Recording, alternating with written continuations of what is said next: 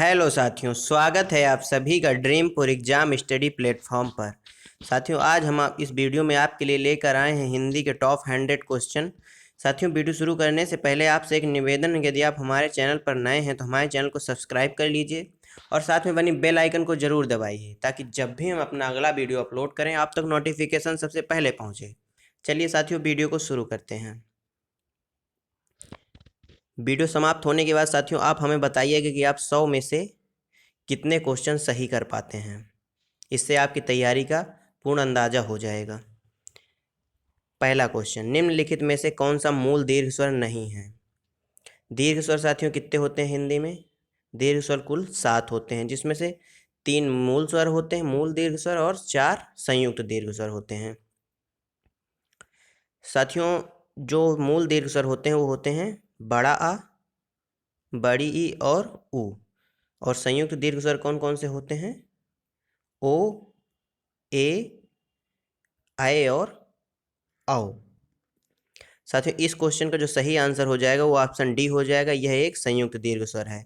ये किस किस अक्षर से बना हुआ है, किस किस वर्ण से बना हुआ है? तो ये आ और ऊ से मिलकर के बना हुआ है।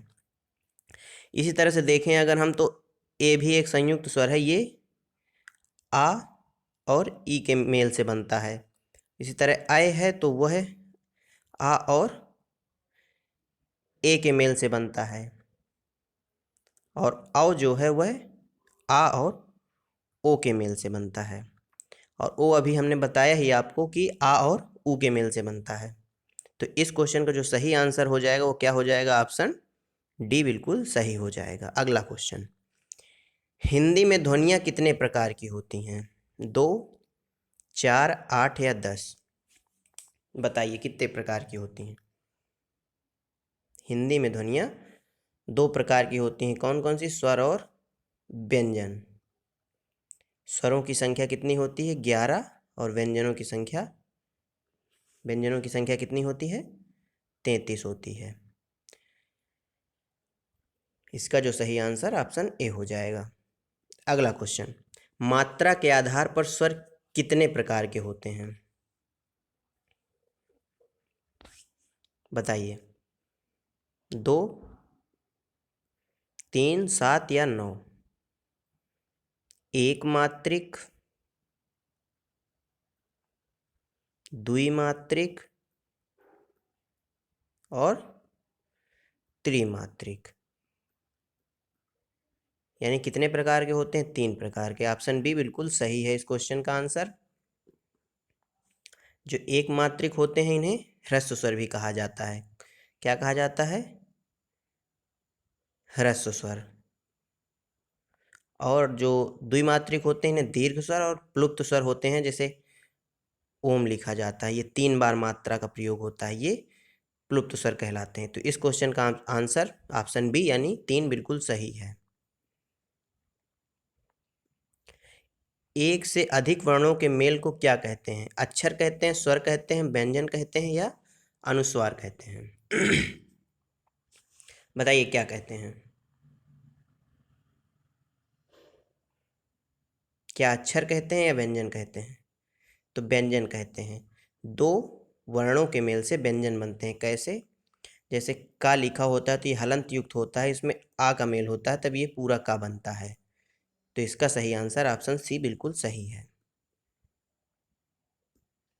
छोटी ई, बड़ी ई, चा, छा, जा और झा आदि का उच्चारण स्थान किससे होता है? कंठ, मूर्धन्य, तालव्य या ओष्ठ? बताइए।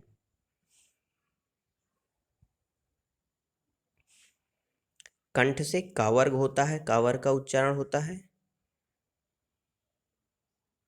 ओष्ठ से पा वर्ग का।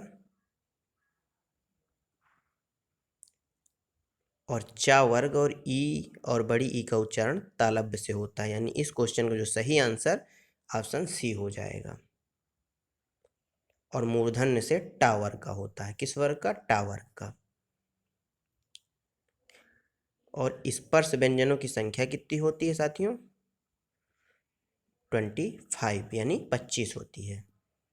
अगला क्वेश्चन, जिनका उच्चारण स्वतंत्रता से होता है और जो व्यंजन के उच्चारण में सहायक होते हैं उसे क्या कहते हैं? संज्ञा, स्वर, व्यंजन या विसर्ग?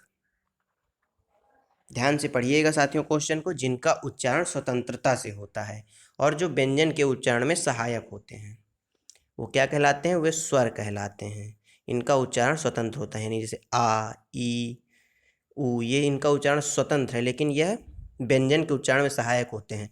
आप हलंत युक्त का को नहीं पढ़ सकते जब तक कि आप इसमें किसी स्वर का प्रयोग नहीं करते। जैसे हलंत युक्त का लिखा हुआ है तो आप इसका उच्चारण नहीं कर सकते, लेकिन जब आप इसमें आ जोड़ देंगे तो इसको पढ़ेंगे का, यानी अब जब भी का बोलेंगे लास्ट में आ जरूर आएगा, यानी स्वर जरूर आएगा। तो इसका जो सही आंसर ऑप्शन बी हो जाएगा। अगला क्वेश्चन, निम्नलिखित में से कौन सा एक दीर्घ स्वर है? ई, बड़ी ई, ऊ या आ? दीर्घ स्वरों की संख्या बताया था साथियों में अभी, कितने होते हैं? 7 होते हैं। और ह्रस्व स्वरों की संख्या कितनी होती है? 4 होती है। ह्रस्व स्वरों की संख्या 4 होती है। कौन कौन से? आ, ऊ, ई और री। तो इसका जो सही आंसर होगा ऑप्शन बी हो जाएगा, यानी बड़ी।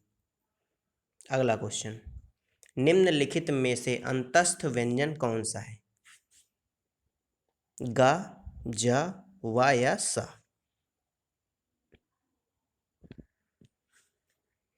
या, र, ला और व, ये सारे होते हैं अंतस्थ व्यंजन। इनकी संख्या कितनी होती है? 4 होती है। तो इसका सही आंसर ऑप्शन सी बिल्कुल सही है। अगला क्वेश्चन, हिंदी भाषा में कुल वर्ण कितने होते हैं या कितने वर्ण होते हैं? 44, 48, 52 या 56? वर्णमाला का जनक किनको माना जाता है? वर्णमाला का जनक किसको माना जाता है? जेसुआ कैटलर को। वर्णमाला का जनक जेसुआ कैटलर को माना जाता है। और वर्णों की संख्या कुल कितनी है हिंदी भाषा में? वर्तमान में 52 है। किसके अनुसार? कामता प्रसाद गुरु के अनुसार 52 है। हिंदी वर्णमाला में ऊष्म व्यंजन कौन से हैं? सा या हा, ता था दाधा, टाठा डाढ़ा या इनमें से कोई नहीं? बताइए। तो ऊष्म व्यंजन कौन से हैं? इनकी संख्या 4 होती है ऊष्म व्यंजनों की। तो इसका जो सही आंसर है ऑप्शन ए, यानी सा हा, ये ऊष्म व्यंजन कहलाते हैं। अगला क्वेश्चन, या, रा, ला, व को कौन सा व्यंजन कहते हैं? स्पर्श व्यंजन, अंतस्थ व्यंजन, ऊष्म व्यंजन या इनमें से कोई नहीं? स्पर्श व्यंजनों की संख्या 25 यानी 25 होती है। अंतस्थ व्यंजनों की 4, ऊष्म व्यंजनों की 4, और ये सारे व्यंजन क्या कहलाते हैं? अंतस्थ व्यंजन, यानी ऑप्शन बी बिल्कुल सही है। निम्नलिखित में से कौन सा ऊष्म व्यंजन है? हा, ला, मा या जा? बताइए। तो हा ऊष्म व्यंजन है, यानी ऑप्शन सी बिल्कुल सही है। सा और हा। अगला क्वेश्चन, जब एक ही ध्वनि का द्वित्व हो जाए तो वह क्या कहलाता है? संयुक्त, युग्मक, स्पर्श या पारस्परिक? द्वित्व का मतलब होता है जैसे चा ऐसे लिख दिया, चच्चा होता है, यानी कि एक आधा, जैसे उज्ज्वल, ये दोनों आ, खैर यहाँ पर उज्ज्वल में दोनों जा आधे होते हैं, उज्ज्वल। और जैसे ले लीजिए उदाहरण के लिए दिल्ली, ये द्वित्व हो गया है, तो इसको क्या कहते हैं? बताइए। तो इसको कहा जाता है युग्मक ध्वनियां, यानी ऑप्शन बी बिल्कुल सही है। अनुस्वार किसका कार्य करता है? विसर्ग का, चंद्रबिंदु का, पंचम वर्ण का या स्वर का?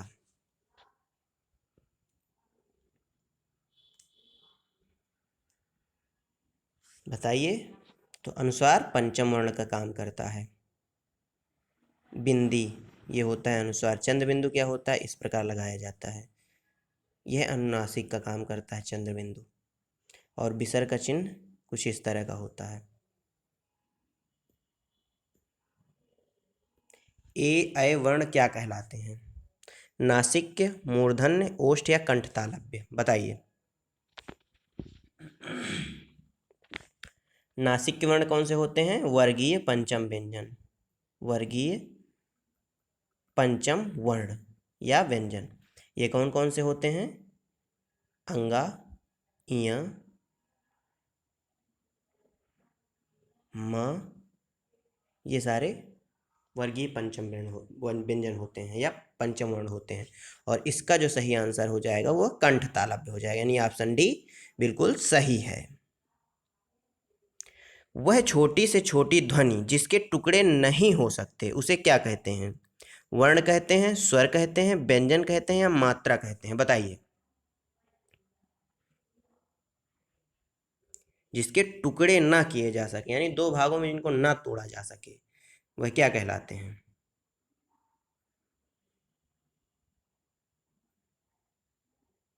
उनको वर्ण कहा जाता है। क्या कहा जाता है? वर्ण।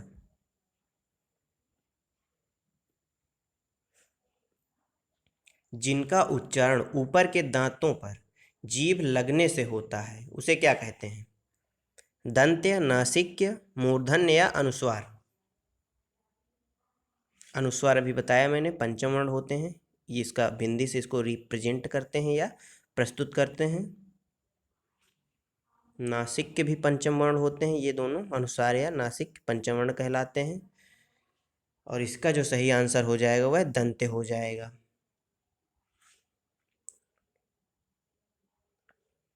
ता वर्ग का उच्चारण दंत से होता है। किसका? ता वर्ग का।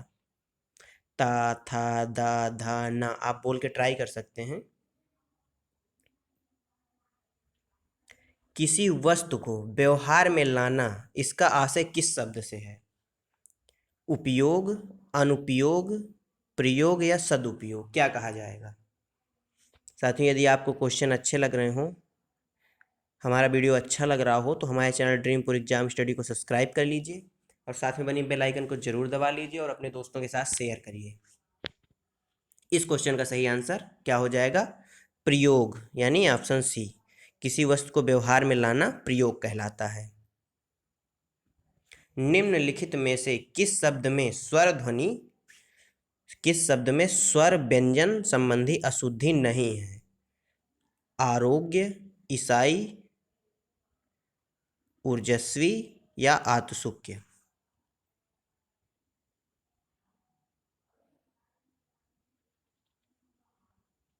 किसमें नहीं है? यहाँ पर नहीं है साथियों, यहाँ पर है, पूछा है किसमें अशुद्धि है।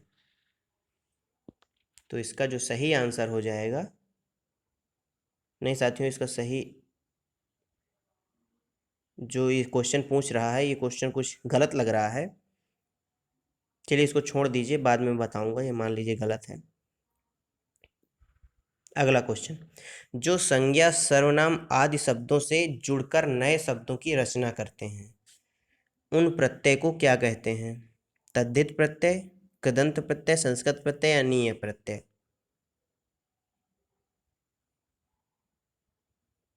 जो साथियों क्रिया और धातु के बाद प्रयुक्त होते हैं उन्हें कृदंत प्रत्यय कहते हैं। क्रिया या धातु के बाद उन्हें कृदंत प्रत्यय कहते हैं। प्रत्यय बाद में लगते हैं, उपसर्ग पहले लगते हैं। और इस क्वेश्चन का जो सही आंसर हो जाएगा, जो संज्ञा सर्वनाम आदि शब्दों के बाद में जुड़कर बनते हैं वह तद्धित प्रत्यय कहलाते हैं, यानी ऑप्शन ए। जिस समास में पूर्व पद गौण तथा उत्तर पद प्रधान हो उसे कौन सा समास कहते हैं?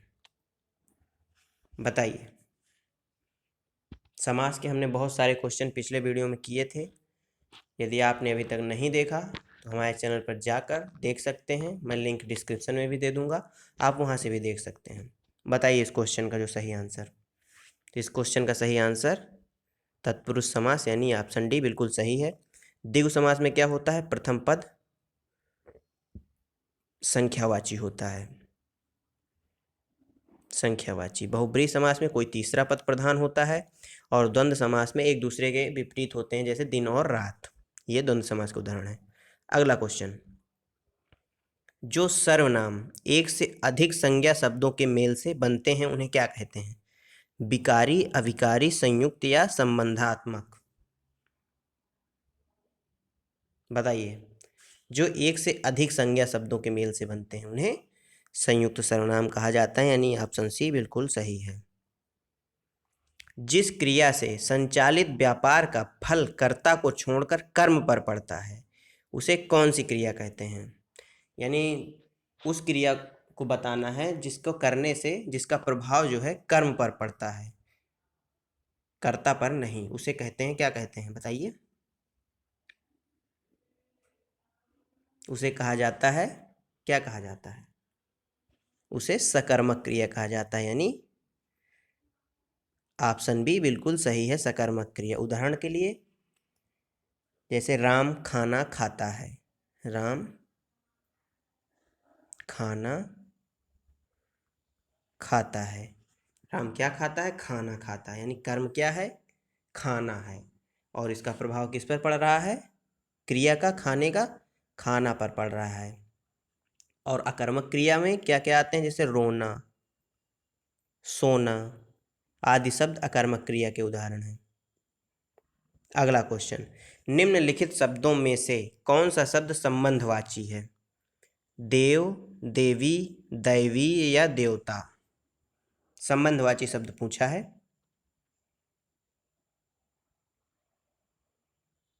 बताइए।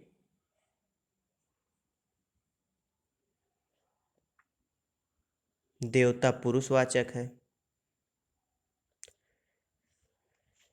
देवी स्त्रीवाचक, देव भी पुरुषवाचक, दैवी संबंधवाचक है, यानी ऑप्शन सी बिल्कुल सही है। क्रिया के जिस रूप से क्रिया निष्पादन के समय का ज्ञान हो उसे क्या कहते हैं? पक्ष, काल, भूतकाल या वाच्य? उसे क्या कहा जाता है बताइए? उसे काल कहा जाता है, यानी ऑप्शन बी सही है। वाक्य में प्रयुक्त शब्दों में परस्पर सामंजस्य को क्या कहते हैं? ये बहुत ही इंपॉर्टेंट क्वेश्चन है। पदक्रम कहा जाता है, अन्वय, उद्देश्य या विधेय, क्या कहा जाता है बताइए? परस्पर सामंजस्य को अन्वय कहा जाता है, यानी option B is the right answer. अगला क्वेश्चन, निम्नलिखित में से कौन सा शब्द प्रयत्न और उच्चारण के आधार पर व्यंजन का वर्गीकरण नहीं है? किसके आधार पर पूछा है? प्रयत्न और उच्चारण के आधार पर। उच्छिष्ट, पार्श्विक, ऊष्म या सघोष? बताइए।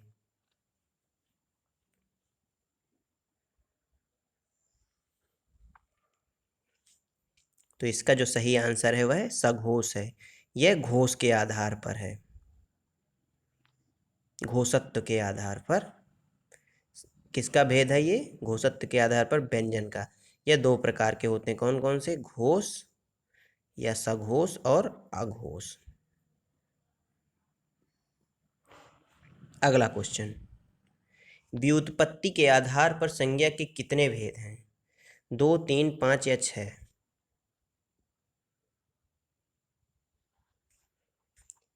संज्ञा के मुख्यतः कितने भेद होते हैं? 5 भेद होते हैं। इसका जो सही आंसर है ऑप्शन सी। कौन कौन से होते हैं? एक व्यक्तिवाचक, जातिवाचक, भाववाचक, समूहवाचक और द्रव्यवाचक। ये संज्ञा के भेद होते हैं। समानाधिकरण किस अव्यय का भेद है?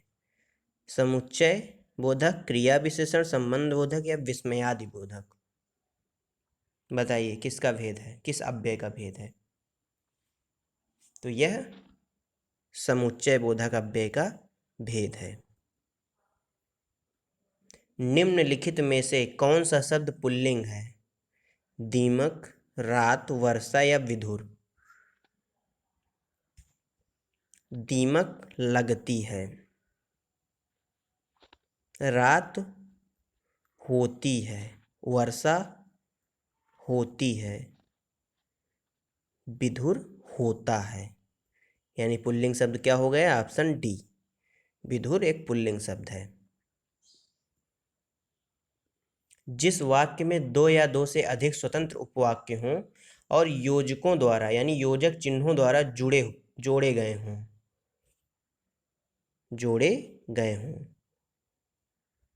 उसे क्या कहते हैं? उपवाक्य, मिश्रित वाक्य, संयुक्त वाक्य या सरल वाक्य? बताइए। उसको क्या कहा जाता है? संयुक्त वाक्य कहा जाता है, यानी ऑप्शन सी बिल्कुल सही है। बोली का क्षेत्र जब थोड़ा विकसित हो जाता है और उसमें साहित्य की रचना होने पर वह क्या बन जाता है? यानी साहित्य की रचना होने लगती है तो वह क्या बन जाती है? ब्रजभाषा बन जाती है, उपभाषा बन जाती है, लिपि या क्षेत्रीय रूप हो जाता है भाषा का? तो वह क्या बन जाती है? उपभाषा बन जाती है। कब बन जाती है? जब बोली का क्षेत्र थोड़ा विकसित हो जाता है और उसमें रचना होने लगती है, साहित्यिक रचनाएं। जिन ध्वनियों की गणना न स्वर में की जाती है न व्यंजन में की जाती है उसे क्या कहते हैं? आगत, ऊष्म, अंतस्थ या आयोगवाह? बताइए।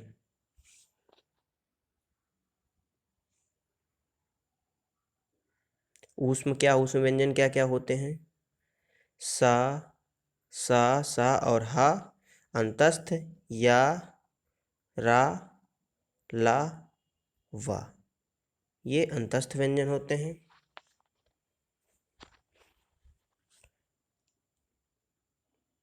और जिन ध्वनियों की गणना स्वर या व्यंजन में नहीं होती उन्हें आयोगवाह कहा जाता है। स्वर तंत्रियों के आधार पर व्यंजनों को कितने वर्गों में बांटा गया है? 1, 2, 3 या 4? बताइए। कितने वर्गों में बांटा गया है स्वर तंत्रियों के आधार पर?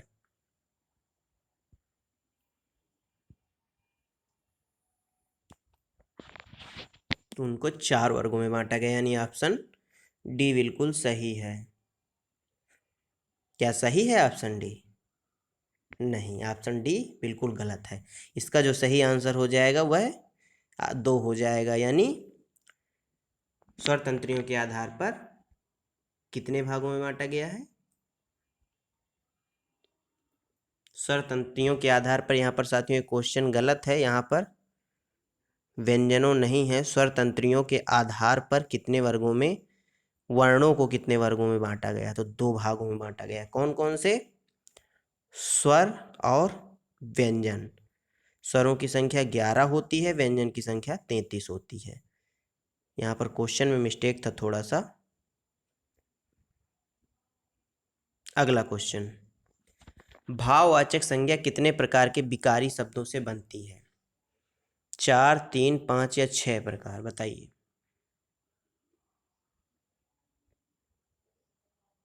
तो इसका जो सही आंसर हो जाएगा वह 4 हो जाएगा। कौन कौन से? एक जातिवाचक संज्ञा से बनती है भाववाचक संज्ञा, सर्वनाम से बनती है, विशेषण से बनती है और क्रिया से बनती है।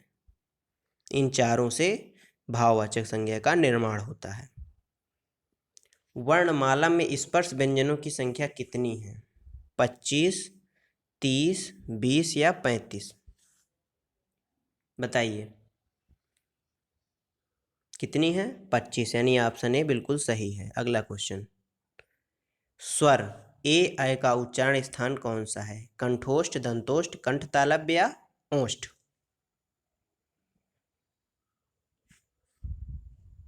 कंठोष्ठ कौन कौन से होते हैं? ओ और औ। इस क्वेश्चन का जो सही आंसर है वह कौन सा है? ऑप्शन सी, यानी कंठ तालव्य। अगला क्वेश्चन, किस स्वर के उच्चारण में दीर्घ स्वर से सभी अधिक समय लगता है, कहीं अधिक समय लगता है, दीर्घ स्वर से कहीं अधिक समय लगता है। अनुस्वार में, अनुनासिक में, ह्रस्व में या प्लुत में? अनुस्वार क्या होता है? ये अंग जैसे लिखा जाता है, अनुस्वार, अनुनासिक, चंद्रबिंदु।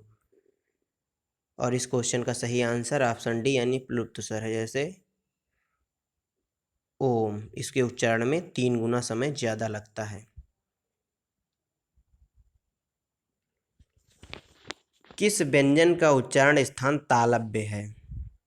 ग, झ, न या म? ग का कंठ है।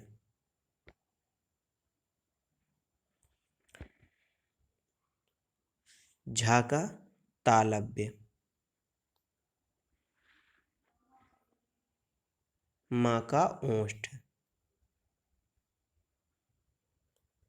न का मूर्धन्य होता है। और इस क्वेश्चन का सही आंसर ऑप्शन बी हो जाएगा, यानी झा का उच्चारण स्थान तालव्य है। अगला क्वेश्चन, भाषा की सार्थक लघुत्तम इकाई किसे माना जाता है? शब्द को, वर्ण को, अर्थ को या मात्रा को? बताइए। सार्थक लघुत्तम इकाई पूछा है, ध्यान दीजिएगा, ये क्वेश्चन बहुत परेशान करता है परीक्षाओं में। तो इसका सही आंसर ऑप्शन ए यानी शब्द हो जाएगा, सार्थक इकाई ध्वनि की, लघुत्तम सार्थक इकाई। स्वर संधि कितने प्रकार की होती है? 2, 3, 4 या 5? बताइए कितने प्रकार की होती है स्वर संधि?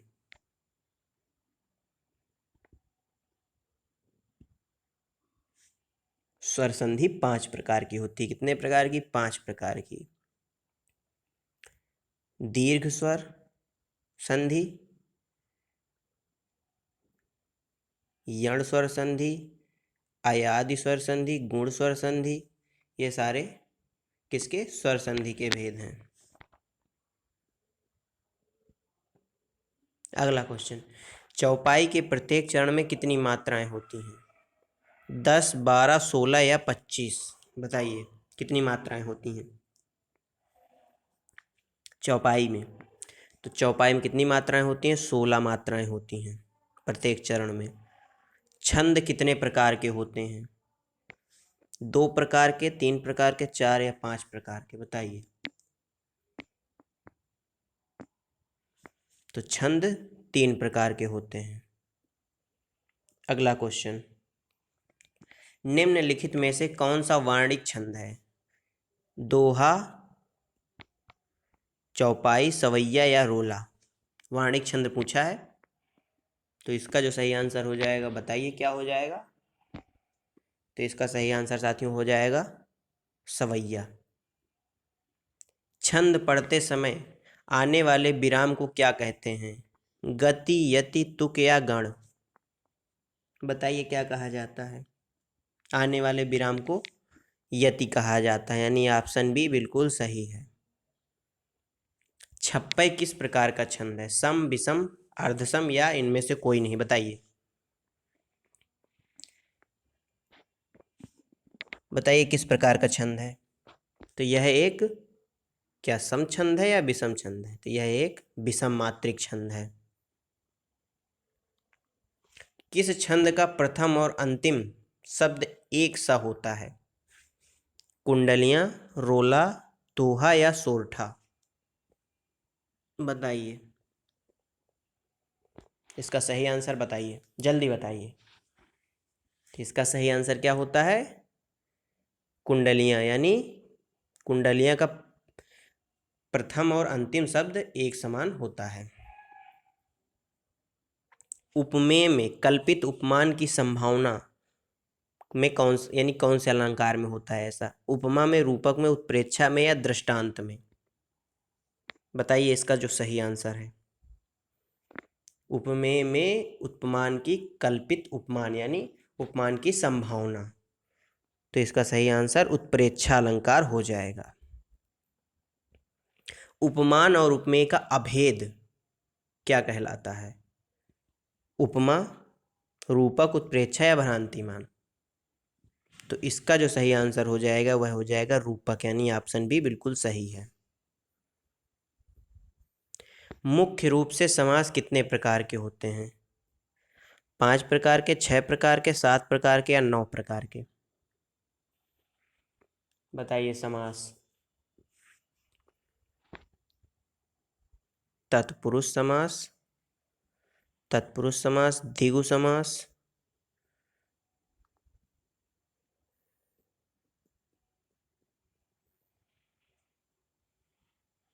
तत्पुरुष समास, द्विगु समास, द्वंद्व समास, बहुव्रीहि समास, और बताइए।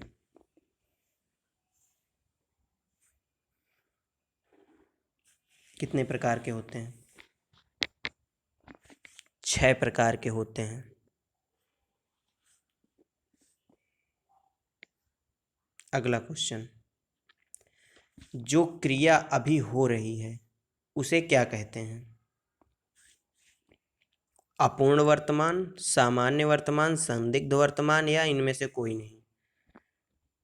तो इसका सही आंसर क्या हो जाएगा? ऑप्शन ए, यानी जो क्रिया अभी हो रही है उसे अपूर्ण वर्तमान कहा जाएगा। अगला क्वेश्चन, रचना की दृष्टि से क्रिया के कितने भेद हैं? 3, 2, 4 या 5? रचना की दृष्टि से अकर्मक और सकर्मक, यानी 2 प्रकार की होती है रचना की दृष्टि से क्रिया। जब कर्ता एक क्रिया समाप्त कर उसी क्षण दूसरी क्रिया में प्रवृत्त होता है तब पहली क्रिया क्या कहलाती है? सहायक क्रिया, नामबोधक क्रिया, पूर्णकालिक क्रिया या भूतकालिक क्रिया? बताइए क्या कहलाती है?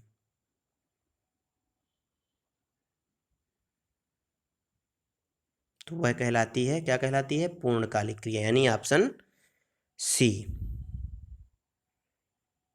जब कर्ता एक क्रिया को समाप्त कर उसी क्षण दूसरी क्रिया में प्रवृत्त होता है तो उसे पूर्वकालिक या पूर्णकालिक क्रिया कहते हैं।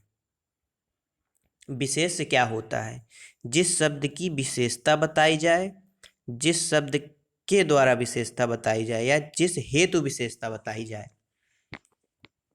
या इनमें से सभी? कौन होगा इसका सही आंसर? तो इसका सही आंसर ऑप्शन ए बिल्कुल सही है, यानी जिस शब्द की विशेषता बताई जाए वह विशेष कहलाता है। अगला क्वेश्चन, सर्वनाम कितने प्रकार के होते हैं? 4, 5, 6 या 7?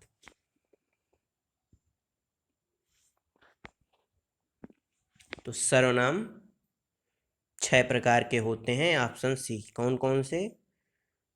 पुरुषवाचक, निश्चयवाचक, अनिश्चयवाचक, संबंधवाचक, प्रश्नवाचक और निजवाचक सर्वनाम। अगला क्वेश्चन, हिंदी में कुल कितने सर्वनाम हैं? यहाँ पर सर्वनाम की संख्या पूछी गई, सर्वनाम के भेद नहीं पूछे गए। बताइए। तो हिंदी में कुल कितने सर्वनाम हैं? बताइए। आप, स्वयं, यह, वह, कोई,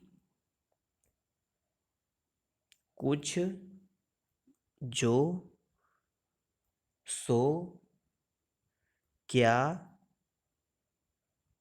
कौन।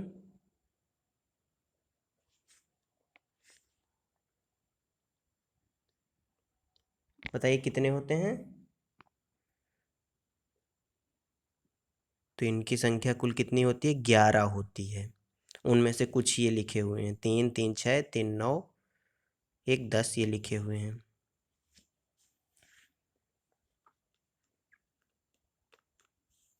अगला क्वेश्चन, निम्नलिखित में से कौन संज्ञा का प्रकार नहीं है? व्यक्तिवाचक, जातिवाचक, देशवाचक या भाववाचक? तो इसको तो आपको सबको पता होगा, देशवाचक संज्ञा का प्रकार नहीं है, यानी ऑप्शन सी बिल्कुल सही है। अगला क्वेश्चन, संज्ञाओं के साथ आने वाली विभक्तियों को क्या कहा जाता है? संश्लिष्ट, विश्लिष्ट, श्लिष्ट या इनमें से कोई नहीं। बताइए सही आंसर क्या हो जाएगा।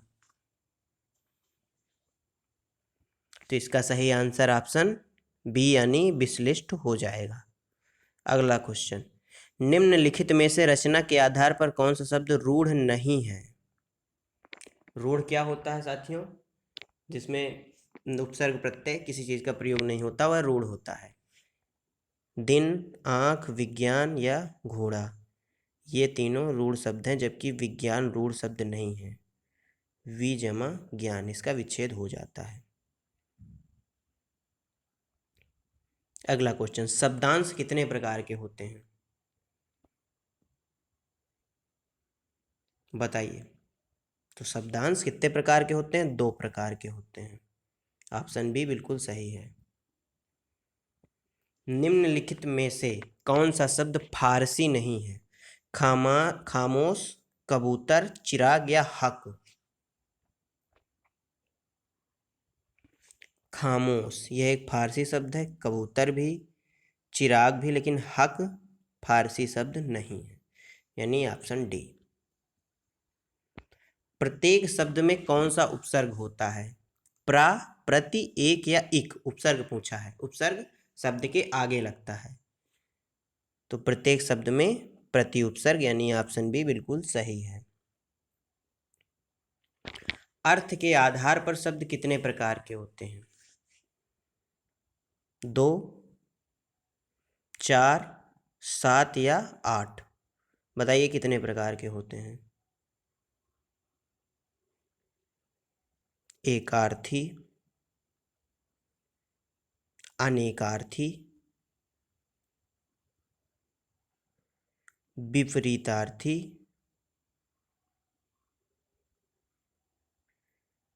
विपरीतार्थी के बाद भिन्नार्थक। भिन्नार्थक यानी मुख्यतः अर्थ के आधार पर शब्द 4 प्रकार के होते हैं। ऑप्शन बी बिल्कुल सही है।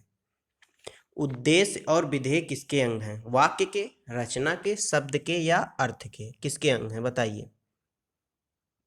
उद्देश्य और विधेय, तो उद्देश्य और विधेय वाक्य के अंग हैं। वाक्य में प्रयुक्त शब्द को क्या कहते हैं। लिपि, पद, शब्दांश या भाषा। शब्द को क्या कहा जाता है। बताइए। वाक्य में प्रयुक्त शब्द को पद कहा जाता है, यानी ऑप्शन बी। 2 अलग अलग भाषाओं के मेल से बना हुआ शब्द क्या कहलाता है। तद्भव, देशज, विदेशज या संकर, क्या कहलाता है। बताइए। तद्भव हिंदी भाषी शब्द होते हैं, देशज यानी देसी भाषाओं के शब्द, विदेश से आए हुए शब्द विदेशज, और 2 अलग अलग भाषाओं के मेल से बना शब्द संकर कहलाता है, यानी ऑप्शन डी बिल्कुल सही है। नीलांबर शब्द में कौन सा समास है। तत्पुरुष, द्वंद्व, अव्ययभाव या कर्मधारय। बताइए सही आंसर क्या हो जाएगा। तो इसका सही आंसर ऑप्शन डी यानी कर्मधारय समास हो जाएगा। किस समास में दोनों पद मिलाकर एक नया अर्थ प्रकट करते हैं।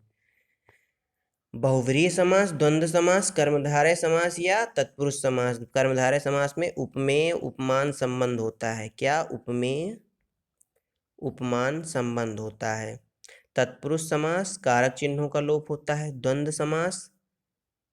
समास में क्या होता है, दोनों पद एक दूसरे के अपोजिट होते हैं, जैसे दिन और दिन रात। इसका जो सही आंसर ऑप्शन ए हो जाएगा, यानी 2 शब्द मिलकर किसी तीसरे शब्द का यानी तीसरे की ओर इशारा करता है। सही आंसर ऑप्शन ए बिल्कुल सही है। अगला क्वेश्चन, किस समास में दोनों पद प्रधान होते हैं। बहुव्रीहि, तत्पुरुष, द्वंद्व या द्विगु। पदों की बात आती है तो साथियों समास में 2 पद होते हैं, एक पूर्व पद, दूसरा उत्तर पद। जो इस क्वेश्चन का आंसर है वह ऑप्शन सी हो जाएगा, यानी द्वंद्व समास में दोनों पद प्रधान होते हैं। जिस समास में कोई पद प्रधान नहीं होता उसे कौन सा समास कहते हैं। द्विगु समास, बहुब्रीहि समास, तत्पुरुष समास या द्वंद्व समास? बताइए इसका सही आंसर क्या हो जाएगा? तो इसका सही आंसर हो जाएगा ऑप्शन बी यानी बहुब्रीहि समास। विशेषण और विशेष्य के योग से कौन सा समास बनता है? द्विगु समास, कर्मधारय समास, द्वंद्व समास या तत्पुरुष समास? जहाँ विशेष से विशेषण संबंध होता है या उपमेय उपमान संबंध होता है वहां पर हमेशा कौन सा समास होता है? कर्मधारय समास यानी ऑप्शन बी। निम्नलिखित में से कौन सा समास नहीं है? अव्ययीभाव, कर्मकारक, द्वंद्व या बहुव्रीहि? कौन सा नहीं है? इनके अलावा कौन कौन से ये तीन समास ये हो गए, 1, 2 और 3। इसका जो सही आंसर होगा वह ऑप्शन बी हो जाएगा, यानी कर्मकारक समास समास का भेद नहीं है।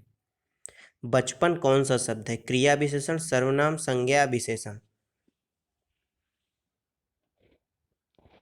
तो बचपन कौन सा शब्द है बताइए? संज्ञा है क्या या सर्वनाम है?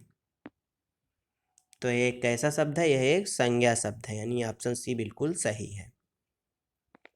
उपमान और उपमेय का अभेद क्या कहलाता है? उपमा, रूपक, उत्प्रेक्षा या भ्रांतिमान?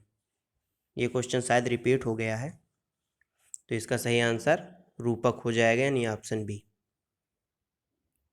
जहाँ उपमेय में उपमान की समानता की संभावना व्यक्त की जाती है वहां पर कौन सा अलंकार होता है? ये भी क्वेश्चन रिपीट हुआ है, बताइए इसका आंसर। जहाँ उपमेय में उपमान की संभावना व्यक्त की जाती है वहां पर उत्प्रेक्षा अलंकार होता है। जहाँ बिना कारण के कार्य का होना पाया जाए वहां कौन सा अलंकार होता है?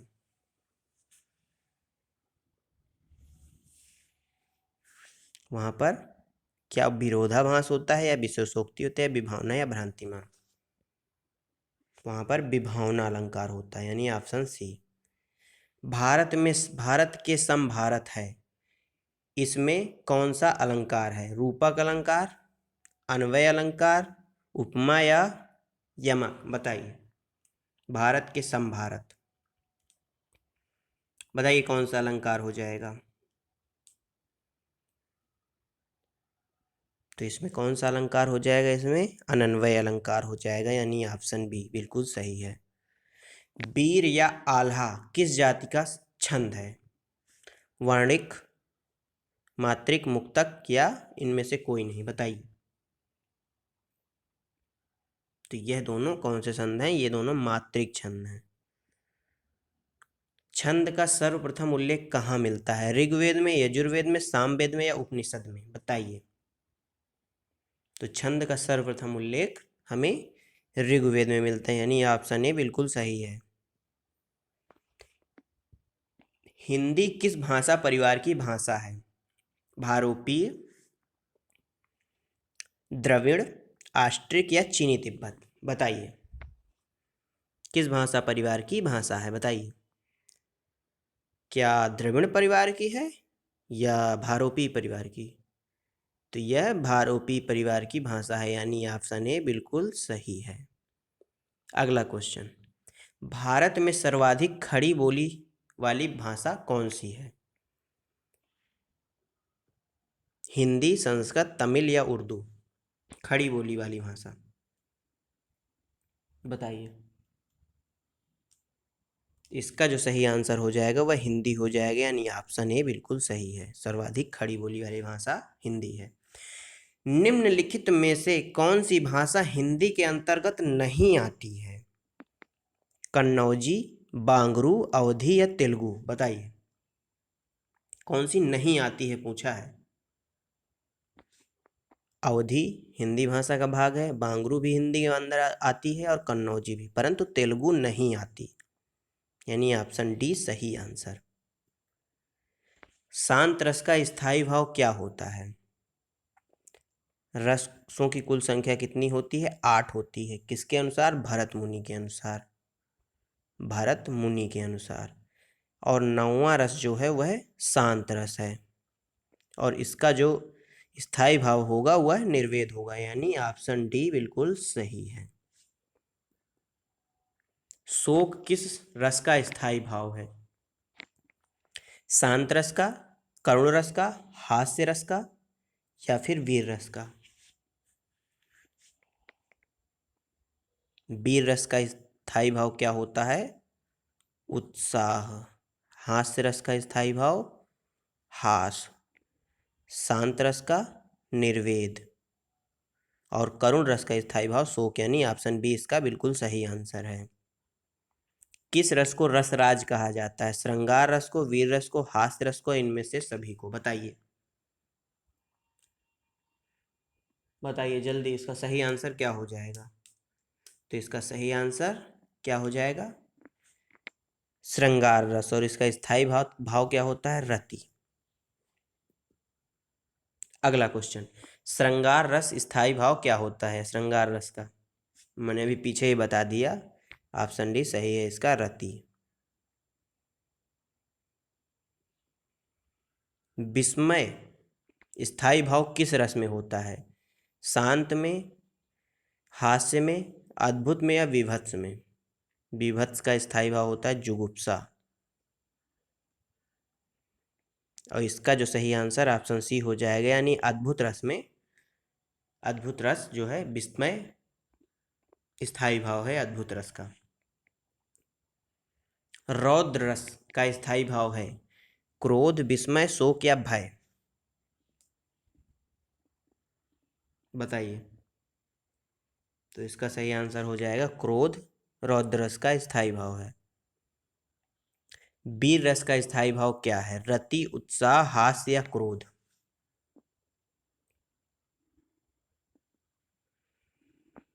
तो इसका सही आंसर क्या हो जाएगा? उत्साह, यानी ऑप्शन बी बिल्कुल सही है।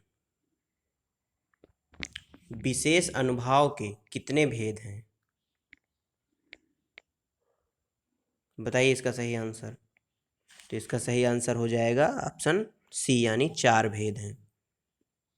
साथियों यदि आपको क्वेश्चन अच्छे लग रहे हो तो अपने साथियों के साथ शेयर करिए और चैनल को सब्सक्राइब करिए। हिंदी में कुल कितने सर्वनाम हैं? ये भी क्वेश्चन रिपीट हुआ है, तो हिंदी में कुल 11 सर्वनाम हैं। ऑप्शन सी बिल्कुल सही है। विशेषण के कुल कितने भेद होते हैं? 4, 6, 8 या 10? तो इसका सही आंसर ऑप्शन ए बिल्कुल सही है। कौन कौन से होते हैं? गुणवाचक विशेषण, परिमाणवाचक विशेषण, संख्यावाचक विशेषण, या सार्वनामिक विशेषण? और सार्वनामिक विशेषण, यानी कुल 4 होते हैं। अगला क्वेश्चन, निम्नलिखित में से कौन सा एक विशेषण शब्द नहीं है? लचीला, लाडला, लांछन या लापता? विशेषण शब्द नहीं है।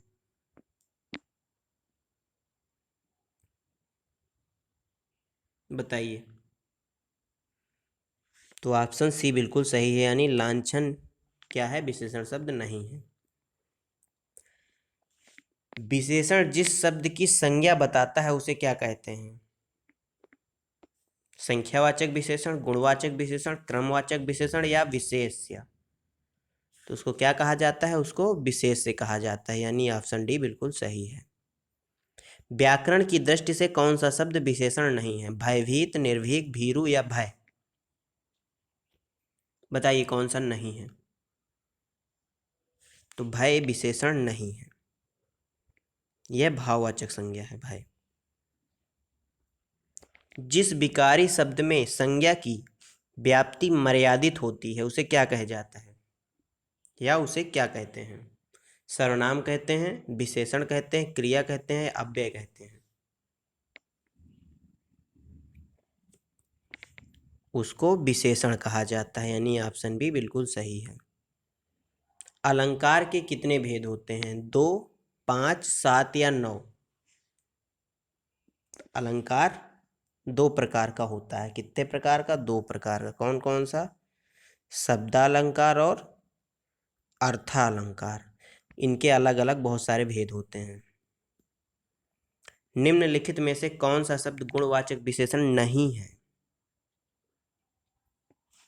वह वस्तु नुकीली है, वह फल ताजा है, वह भला आदमी है। लेकिन दूना विशेष गुणवाचक विशेषण नहीं है। ये सारे गुणवाचक विशेषण, यानी ऑप्शन सी इसका सही आंसर है। जो संज्ञा की विशेषता बताते हैं उसे क्या कहते हैं? सर्वनाम, क्रिया, विशेषण या संज्ञा, क्या कहा जाता है बताइए?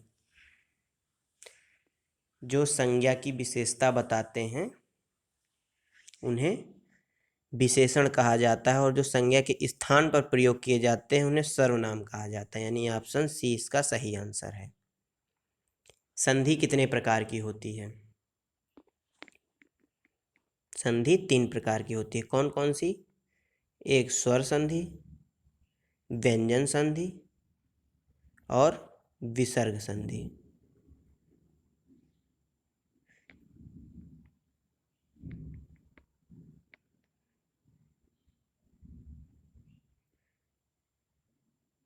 व्यंजन संधि।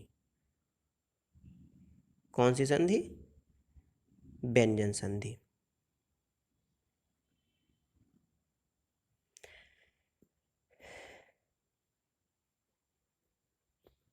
व्यंजन संधि, विसर्ग संधि, स्वर संधि, 3 प्रकार की, यानी ऑप्शन बी बिल्कुल सही आंसर है।